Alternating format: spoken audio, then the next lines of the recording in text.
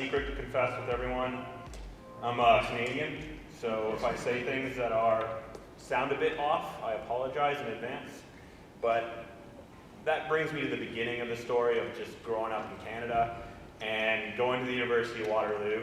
So I went to a Canadian university many years ago, I guess, I don't know, 10 years, 13, 15 years ago, long time. So I got a degree in computer engineering. And at the time, that seemed like the cool thing to do. You do a lot of software, you do a lot of electrical engineering. It kind of opens a lot of doors to do a lot of things, whether you want to get into computer science or you want to actually develop hardware. So that's what really started my career, it started there. But one of the best things about university is the opportunity to do internships and co-op programs. And at my university, I got the opportunity to actually go around every 3 months to a different company and really try something new. So just a couple of experiences I had doing that is, one of my first jobs was as a software engineer for a hardware startup company. And this startup company basically developed hardware for TV broadcast systems. So think of when you're watching, say, Fox or CBS or something like that. There's a lot of closed captioning that's associated with that. So if you hit that special button, all this text comes across your screen so the hearing impaired can actually understand what's going on during Family Guy. So that's really important to a lot of people. And my company built the first closed captioning encoder box that ever went out for high definition TV. And this was a time when we didn't think high definition TV was cool because everyone still had 4x3 screens and we did all this really boring stuff. But eventually people started buying these things and that company really took off. But unfortunately I left as a co-op and didn't get to enjoy the ride to success that company had. But that was a pretty interesting time. I learned a lot about different hardware, different software. And when you work on a small team like that, it's basically you, a senior engineer, and another guy who puts the thing in the box. So that's really an exciting time to be in a company, especially when you're a young engineer just trying things out. After that, I went to a pretty massive company called Alcatel, which is now Lucent Alcatel. And they're a massive telecommunication company, so you can think of all the networks that run this thing, all the internet stuff that goes on every day. It goes through either a Cisco box or a Lucent Alcatel box or whomever else is in the telecommunications game.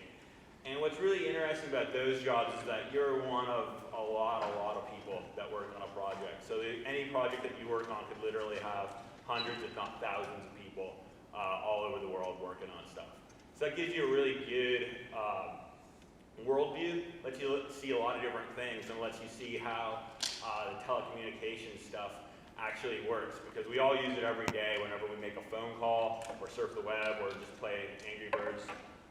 We do a lot of things that are just fundamentally built on telecommunications.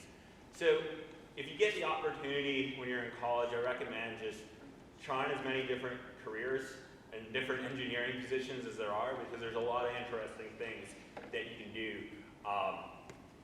as an engineer. After that, I decided that the Canadian winter is just way too harsh for me.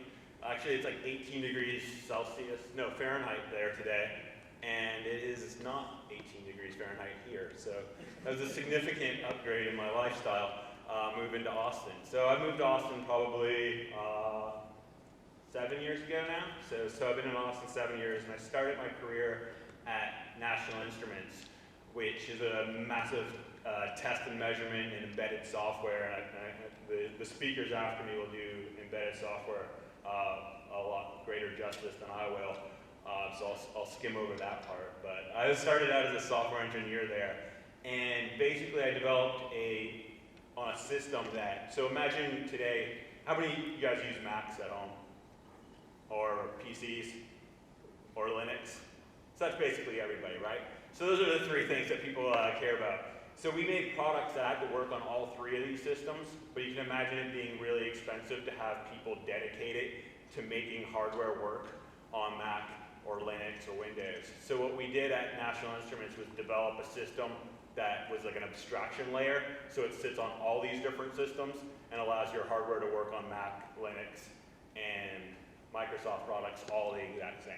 So that was a pretty interesting job from the perspective of learning a lot about many different technologies and really getting like a ground level of doing stuff like that, and really pushed me as a software engineer to figure out, you know, how to make software good, how to make people have an enjoyable experience using software.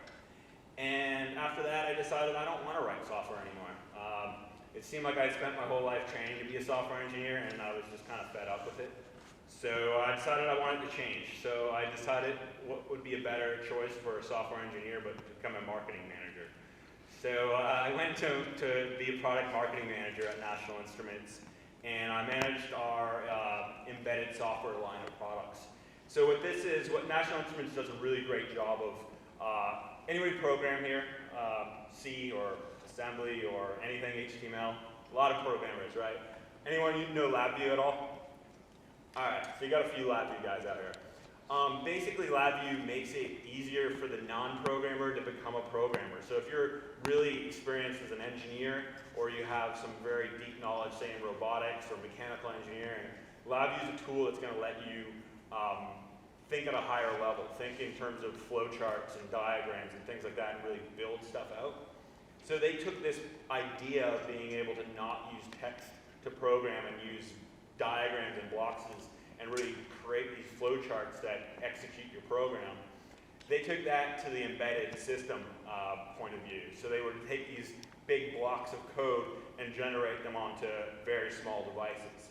So one of the projects that I worked on there, as a marketing manager, you get to do a lot of interesting things. So you either do, you're working with customers quite a bit. You're working with your sales team to figure out what customers want to do with the product that you're in charge of. So you're asking questions like, what's their goal? What's their time to market and things like that. And you're trying to work with the sales team to figure out what that is and how they can get that done.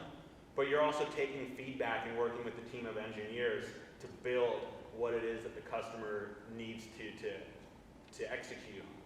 So part of that's part of the job. Other parts of the job are giving talks about your product at trade shows, writing papers about them, giving interviews. I was interviewed by a Japanese documentary once about my thoughts on something. And I don't really think they knew what I was saying, and I certainly didn't know what they were saying, but I gave a nice 10-minute talk about something to a documentary.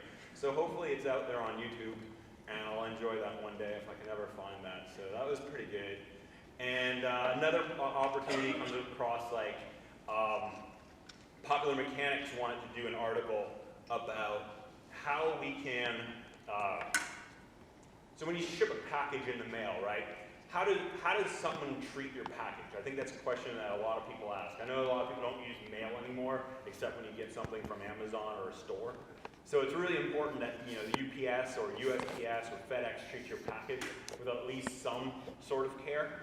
So as the marketing manager, we actually built a product for Popular Mechanics that they could stick in a package and ship around the country a whole bunch of times and measure how packages are treated. And they took that data and was able to write an article about it and really determine who is the best packer and shipper in America. It turns out it was the USPS, which was relatively surprising.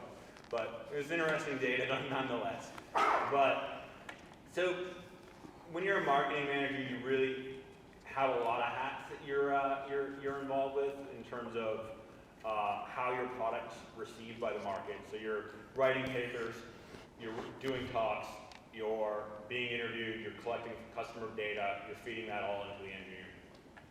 So that's a really good opportunity that you can take from being an engineer that typically isn't the traditional engineering path of getting your degree and then going and building stuff.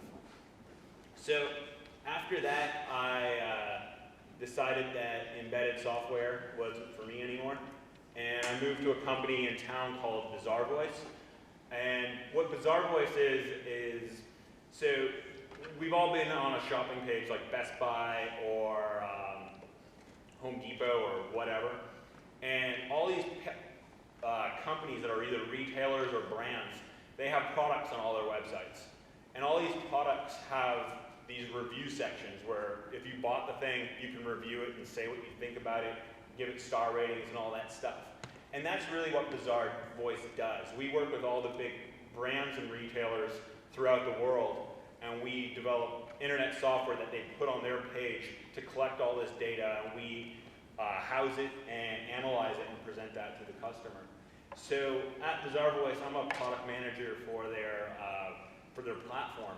And what this means is I work with our customers, our sales team, to figure out what keeps our customers up at night. And a lot of it is looking at people like Amazon, seeing how Amazon is able to use data and use software to make themselves successful. Because if you look at Amazon, Amazon really isn't a store. Amazon's a technology platform.